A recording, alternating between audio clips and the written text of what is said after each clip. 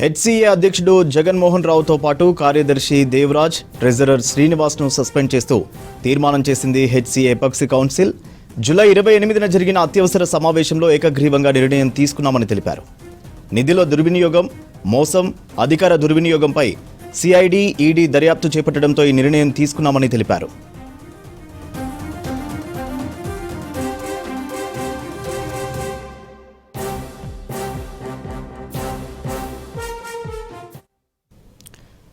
Details Anil అందిస్తారు. Anil, HCA apex council ఎలాంటి నిర్ణయాలు తీసుకుంది?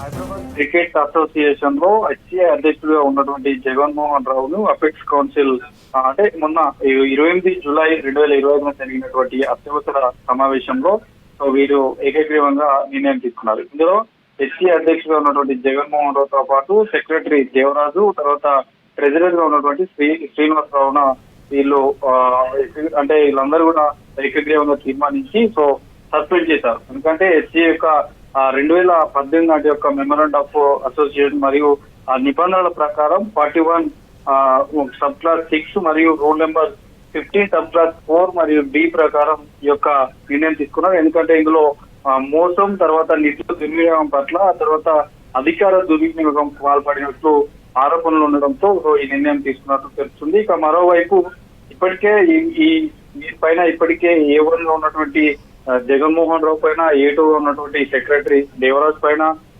ఈ శ్రీనివాస్ రావు పైన, వీరందరి పైన కూడా ఇటు దర్యాప్తు సంస్థలు ఏవైతే సిసి గానీ అటు ఈడీ గానీ ఇప్పటికే దర్యాప్తు కూడా చేస్తున్నాయి. ఇక ఈ నేపథ్యంలో మాత్రం కాసేపటి క్రితమే ఒక హెచ్సిఏ నుండి ఒక లెటర్ కూడా రిలీజ్ చేసేసారు. వీరిని సస్పెండ్ చేస్తున్నట్టుగా లెటర్ లో పేర్కొన్నారు. ముఖ్యంగా పారదర్శకత, తర్వాత నైతిక విలువలకు కట్టుబడి ఉన్నామంటూ కూడా హెచ్సిఏ కౌన్సిల్ అందులో పేర్కొంది. ఇక దీంతో పాటు ఇప్పటికే ఒక విశ్రాంత న్యాయవాదితో నవీన్ రావు అనేటువంటి హైకోర్టుకు సంబంధించినటువంటి జస్టిస్ నవీన్ రావు కూడా ఇప్పటికే నియమించింది. ఈ నవీన్ రావు కూడా హెచ్సిఏలో జరుగుతున్నటువంటి ప్రతిదీ కూడా ఎప్పటికప్పుడు నిర్ణయాలు ఏం తీసుకున్నా కూడా చట్టబద్ధత ఉంటుందా, దానికి అంటే ఎట్లాంటి నిర్ణయాలు తీసుకున్నా నవీన్ రావు ఆదేశాల మేరకే తీసుకోవాలంటూ కూడా చెప్పారు. ఈ కౌన్సిల్ ఈ రోజు తీసుకున్నటువంటి నిర్ణయం మరి ఎంతవరకు చట్టబద్ధత ఉంటుందన్నట్టు కూడా ఒక ప్రశ్నార్థకంగా మారింది. ఎందుకంటే అపెక్స్ కౌన్సిల్ నిర్ణయం జస్టిస్ నవీన్ రావు ఆమోదం ఉందా లేదా అనేది మాత్రం కొంత క్లారిటీ రావాల్సింది. మొత్తానికి అయితే హెచ్సిఏ అధ్యక్షుడు ఉన్నటువంటి జగన్మోహన్ రావు, తర్వాత ఈ సెక్రటరీ దేవరాజు, ట్రెజరర్ శ్రీనివాస్ రావు మాత్రం వారి యొక్క పదవి నుంచి అయితే తొలగించేశారు.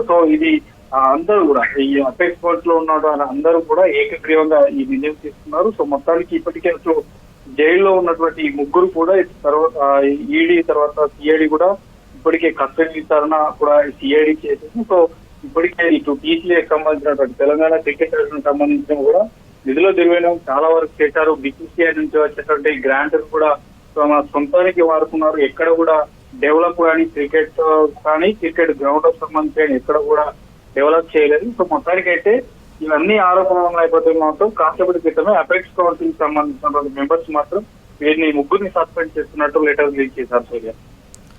Right, thank you Anil.